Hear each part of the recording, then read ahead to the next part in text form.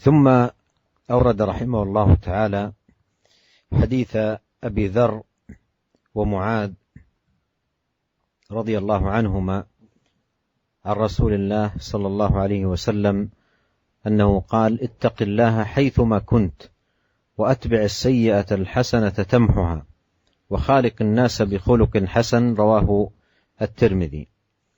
هذا الحديث جمع فيه النبي عليه الصلاة والسلام أصول المعاملة بينك وبين الله، والمعاملة بينك وبين نفسك، والمعاملة بينك وبين عباد الله. أما المعاملة مع الله فإنها تقوم على أصل، ألا وهو تقوى الله عز وجل أينما كنت أيها العبد، اتق الله حيثما كنت. فهي قائمة على هذا الأصل، تكون دائما مراقبا لله عز وجل، لأن تقوى الله من ثمرة المراقبة،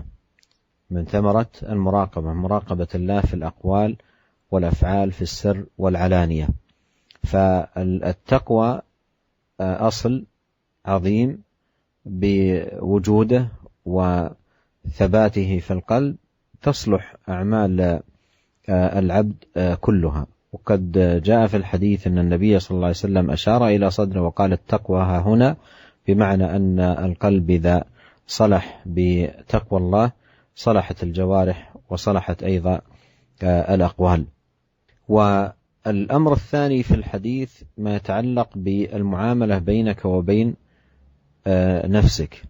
قال: أتبع السيئة الحسنة تمحها، أي أنك احرص على أن تستكثر من الحسنات، وأن يكون لك نصيب وافر من الطاعات والقربات التي تتقرب بها إلى الله سبحانه وتعالى، حتى تكون سببا لمحو ما تقع فيه من اللمم ومن المعاصي.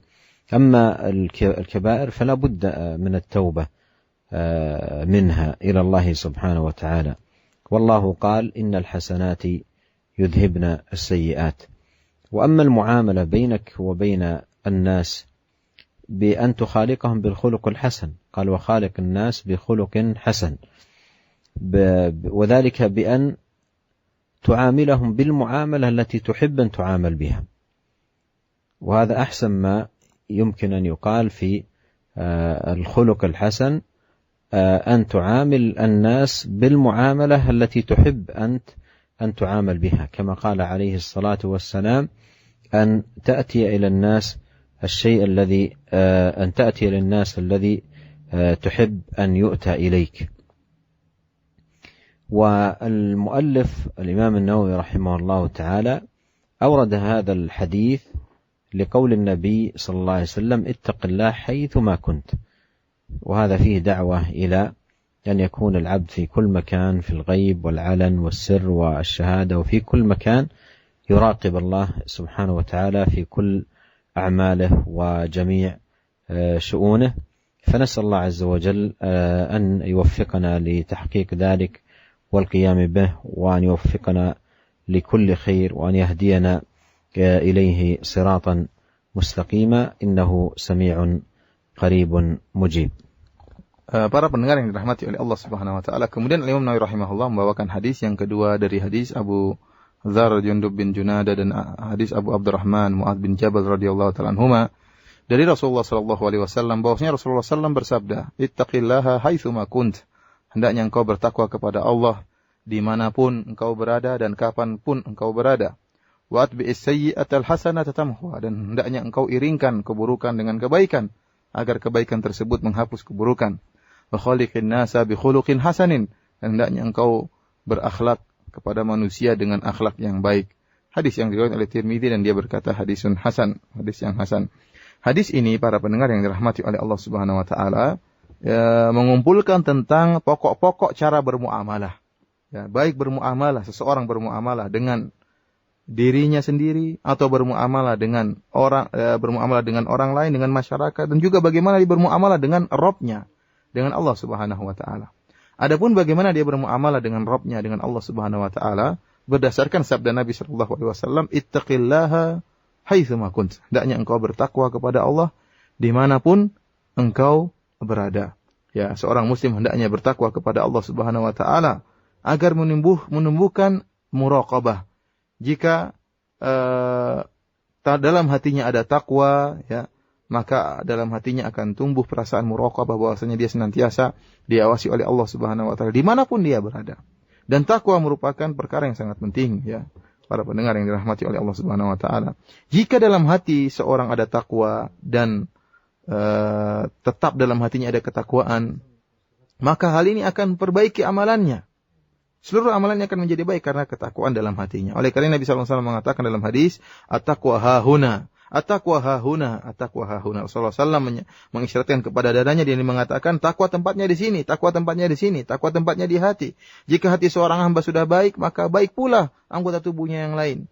Baik pula tangannya, baik pula kakinya, baik pula tubuhnya, dan baik pula perkataannya.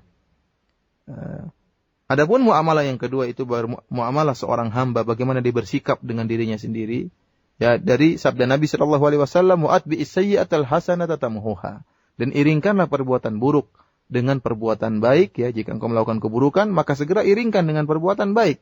Niscaya perbuatan baik tersebut akan menghapuskan keburukan tadi.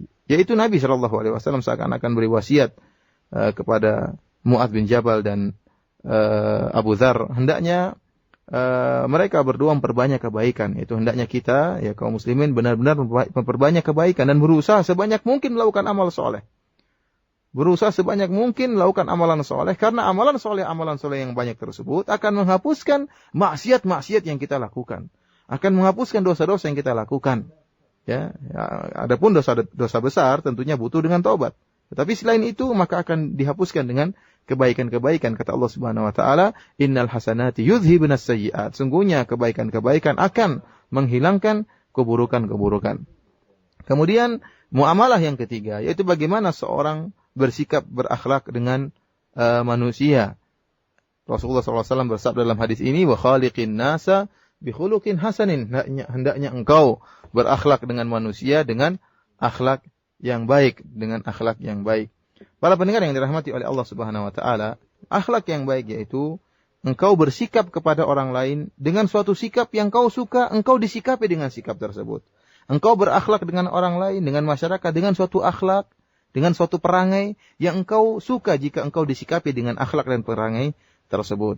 Oleh karenanya dalam satu hadis Rasulullah SAW menyebutkan, "Man ahabba an yuzahzaha 'anil nar wa yudkhilal jannata, falta'ti maniyatuhu wa yu'minu billahi wal yawmil akhir wal ya'ti ila an-nasi alladhi yuhibbu an yu'ta ilaih." Kata Nabi sallallahu alaihi wasallam, barang siapa yang ingin diselamatkan dari api neraka dan ingin masuk dalam surga, maka hendaknya dia meninggal dunia dalam keadaan beriman kepada Allah dan hari akhir, wal yati ilan nas alladhi yuhibbu an yu'ta ilaih, dan dia meninggal dalam keadaan dia berbuat kebaikan kepada manusia dengan suatu perangai yang dia suka jika perangai tersebut dilakukan kepadanya. Ya, ini adalah ta'rif atau definisi dari akhlak yang mulia. Bagaimana kalau kita ingin berakhlak mulia, yaitu kita melakukan suatu amalan perangai yang kita suka jika itu dilakukan kepada kita.